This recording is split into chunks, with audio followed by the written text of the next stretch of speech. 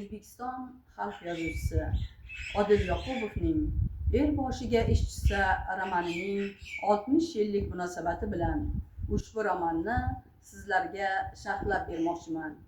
O'zbekiston xalq yozuvchisi, taniqli adib Odil Yoqubov o'zining tarixiy romanlari, qissa va hikoyalari bilan adabiyotimiz rivojiga hissa qo'shgan.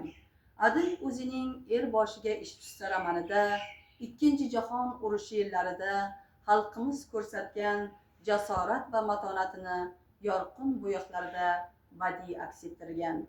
Xalqimizning fidokorona mehnati, front ortida yuz bergan voqealar, Mashraf va Muyassarning pokiza sevgisi tasvirlangan. Ushbu kitobni Shayxontohur tuman axborot kutubxona markazimizga kelib olib o'qishingiz mumkin. E'tiboringiz uchun katta rahmat.